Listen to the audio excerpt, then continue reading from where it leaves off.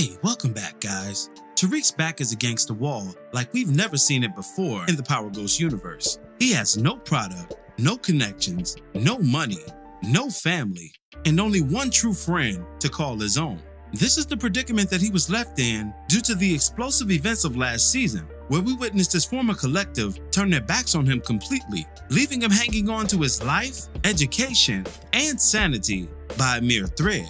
With all of the calamities that have befallen our series lead, one major question should be at the forefront of all of our minds, one that may even leave clues to how Tariq will eventually rise like a phoenix from the ashes. And that question is this: what would Ghost do? Throughout the Power Ghost series, the son's journey has been parallel to the father in multiple ways, including through his friendship, partnership, hell, and even his relationships. Each woman representing a callback to one of Ghost's women, because as we know, the Ghost Man just couldn't handle one. But another thing that Ghost had in multitude were problems. You don't get to be the biggest drug dealer in New York without building up a nice hefty enemy list. And as Tariq has done now, Ghost once had such a list. And in today's video, we're going to explore how he weaved his way in, through, around, and eventually out of the game whenever he saw fit, and parallel those maneuvers to what Tariq could possibly do on the precipice of getting back into the game himself, if not for the luxurious aspects, definitely to help out his own family. Before we begin, be sure to hit the like button, subscribe, and bell notification to immediately receive these videos. Also, big thank you to all of my channel donors. If you'd like to be the next one, drop $1 on that Cash App for us. And lastly, a spoiler alert is now in effect for all things Power. Here we go. When we're assessing the potential actions of Tariq, there's one thing we need to keep in mind. Now, based on the trailer for episode 403, Tariq is about to dip right back into a dangerous game. As I previously stated, he's been left with no resources, no options, and no real allies. Every single person that turned against him ironically asked the same question that his father would ask before making any moves: what's in my best interest? And it's a question that every hustler either consciously or subconsciously lives by. Because the only way to survive amongst the wolves is to understand what the great Iceberg Slim once echoed in his autobiography, Pimp. And that is this: a pimp, or the hustler in this case, is the loneliest bastard on earth. This is the psychology that governed the Ghost Man. It's the reason why he had to control every option laid out before him. Because at the end of the day, no one was going to be given place to pull a power move over him. And when Tariq was betrayed by his collective, that's exactly what happened. And we can even hear Tariq lamenting this fact throughout episode 2 of this season. How could I let them do this to me? And I'm paraphrasing, but Tariq, more so than angry, really felt stupid. How could I let them play me like this? And moreover, what about me makes me seem like I'm somebody to be played with like that? Like I'm some mark. This was the tenor of Tariq's tone as he shared these emotions with Braden, but he had forsaken the unofficial hustler's creed. But those who betrayed him acknowledged it to the hilt. Let's begin with Kane. Kane has a series-long jealousy of Tariq, so it was in his interest to move Tariq out the way once and for all. And he had been biding his time like a small child in a double dutch line, just waiting for the opportunity to jump in and really execute his best game. So Tariq being out the way would catapult Kane to the forefront of importance, not just in the drug game, but to his very own family, who often leaned on Tariq in times of need, something that Kane heavily resented. Then there's Effie. Effie's self-interest resided in heartbreak and a woman's scorn, as she was scolded heavily by Tariq for breaking his trust for the final and arguably worst time in the Lauren affair. And not only did Tariq leave her to flounder, but he went and got with one of her associates, and that is Diana, on a carnal level. Because Tariq, much like his father, did juggle a nice thing or two whenever possible. That is Little Ghost after all, or Baby Ghost as some of y'all like to say. Then there's Diana and Drew, or as we've come to know them collectively, Drew-Anna. Drew-Anna's self-interest in the Tariq betrayal was more collateral damage than anything personal, as their greater plot was getting revenge on Monet, and they would have done anything in the heat of passionate anger in order to execute that cause. And if Tariq had to fall on the sword of collateralism, then so be it. And finally, there's Noma, who although wasn't a close ally to Tariq, was his connect and someone who he had performed time and again for. But her entire enterprise and clandestine operation had come under threat of Tariq's knowledge of Noma's daughter, her whereabouts, and worse yet, what he knew and what the daughter didn't know, which was the true identity of Noma herself, something that she's kept hidden from her daughter, and to this point has still kept hidden.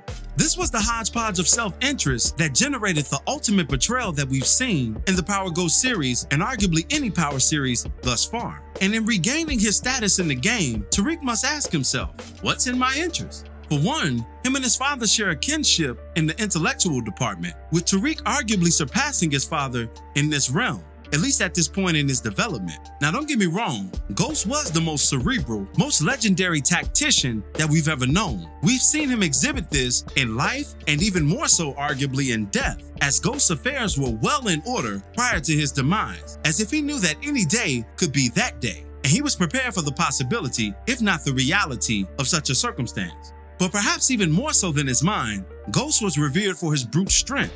He was able to overtake his enemies from a physical standpoint, which in addition to his strategic planning, assisted every undertaking in the street, as we saw Ghost in fights on numerous occasions, even holding his own when falsely imprisoned. So in addition to his mind and the gun, Ghost had brawn. Tariq, on the other hand, and to a much lesser degree, only has his mind. He's not physically endowed with the gifts of his father, but what he does have is a penchant for his father's slickness. And he's even able to outwit those who've been in the game for decades prior to him even understanding what the game was. This is why we see someone like a Monet Tejada constantly lean on Tariq. And in discovering who her true shooter is, we'll see her lean on him even harder, even at the detriment of their own alliance. But with the critical understanding of what Tariq's superpower is, coupled with the question that he needs to always keep at the forefront of his mind, plus the vow of vengeance that we've seen him promise throughout both episodes this season, how does he execute this? When Ghost was faced with a disloyal collective, we saw him strategically put each member in the ground, getting all of them out of the way to definitively clear his path to legitimacy. And when he got right on down to his best friend and extended brother, he offered Tommy an out as opposed to killing him. Because at that moment, and throughout their entire relationship actually, albeit for the 6th season, Ghost would never pull the trigger on his brother. But he also wouldn't let his brother come between what he wanted the most, and that was a legitimate life and a chance at living a longer one, something that the drug game wouldn't promise him on both accounts. But this is the way that we saw Ghost think and execute those thoughts in action. And using his physical skills, cerebral skills, and most famously, his gun skills, he got everything he wanted at that time. Although he was pulled back into the game on countless times after this. But this was Ghost at his greatest, at his height, at his most tactical. And Tariq will need to pull a page from these lessons of the past, because he's now equally faced with the disloyal collective. And although it wouldn't be ideal to kill them all, as his father did, his father used other tactics as well. And just because you remove somebody doesn't mean you have to always kill them, such as Ghost exhibited with Kanan. Remember, Kanan was one of Ghost's oldest friends and mentors, but once he was ready to run the game for himself, he knew Kanan had to be removed, and his love for his old friend wouldn't allow him to pull the trigger on him. So he did the next best thing. He set him up to be imprisoned and moved him out the way to thus get to the place that he needed to be. And I think before we see this final season end of Power Ghost, we're going to see Tariq implement some of these same tactics, giving reverence, deference, glory, and ultimately honor to his father like he never thought he could. And this has even been foreshadowed in the very promo clips where we see Tariq donning his father's suit and even standing in his father's club, at least what looks to be his father's club, a truth of his own making, if you will, even if it's only in a flashback on an imaginative environment. So how will Tariq remove the treacherous people in his life, as his father once removed the treacherous in his? When Ghost would remove people, he operated by 3 rules: a prison removal, a personal removal, and a karmic removal, i.e. a setup. Now, sometimes the prison removal and the karmic removal would have a relationship with one another. But in the case of Tariq, just about all 3 will apply. Let's walk them on down.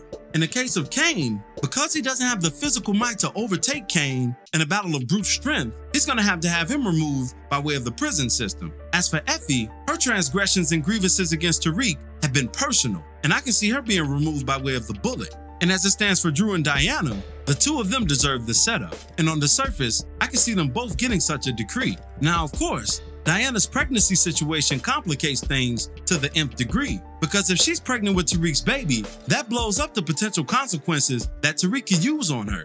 But then again, we do see him chasing her down with a gun, and so maybe he decides that her punishment should be more severe anyway. But assuming the baby's his, and that he's forced from an obligation standpoint to spare Diana, then she'll be the only one spared, as the rest will surely get their karma in either the 3 ways that have been mapped out, or a combination of those ways. So for example, possibly Kane gets the setup, or Drew gets the murder, and in that case, Effie gets the prison sentence. It can go a variety of ways, but one thing's for sure, and it's something that Tariq has made clear: their betrayal will not go unpunished, and neither should it, because after all, as for the son, his father, the legendary Ghostman, wouldn't let a thing slide in matters of loyalty, because as he once stated way back in OG Power Season 3, when being confronted by a disloyal employee, loyalty is everything to me. I deserve it and I demand it. But what are your thoughts on all of this? What do you think Ghost would do in Tariq's predicament, being faced with a disloyal collective, broken pockets, and a chance to re-enter the game? Be sure to drop me your opinions in the comments below. As always, I thank you for watching today's video. If you liked today's video, go ahead and drop $1 in that Cash App for us, hit the like button, share it with your friends who are Power fans, and subscribe for more content such as this. This is Rudy P. Magic of Rudy P. Magic Beats, and have a blessed one until the next one. Peace, y'all.